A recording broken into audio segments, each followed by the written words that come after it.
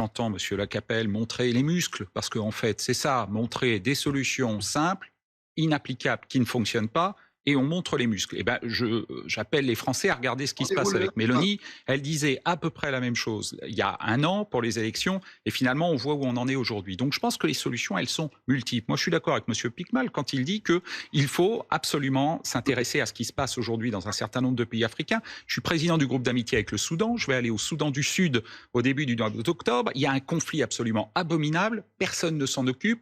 Personne n'aide les civils qui sont dans une situation catastrophique. Or, si on ne fait rien, les civils soudanais, on les reverra sur nos plages en Italie l'année prochaine. Donc, il faut absolument s'occuper de ce qui se passe là-bas. Et puis, surtout, il faut avancer sur ce pacte asile-immigration, parce que je suis désolé, mais il prévoit en effet une répartition plus égalitaire des réfugiés qui arrivent pour traiter les demandes d'asile, mais il prévoit aussi pour les pays qui ne veulent pas. Vous parliez tout à l'heure, évidemment, d'amendes pour pouvoir permettre d'aider les pays qui accueillent, mais aussi eh bien, des reconduites à la frontière de manière accélérée. C'est ça qu'il prévoit, le pacte asile-immigration. On n'est pas, quand on est en situation de gouverner aujourd'hui, c'est pas le monde de oui-oui. On sait bien qu'il est important aussi de faciliter les reconduites dans les pays d'origine. Ça, c'est le pacte d'immigration. Le Rassemblement national, il ne cherche pas de solution. Il cherche simplement à ce qu'il y ait le plus de bazar, parce que le bazar favorise son arrivée au pouvoir. Nous, on propose des solutions.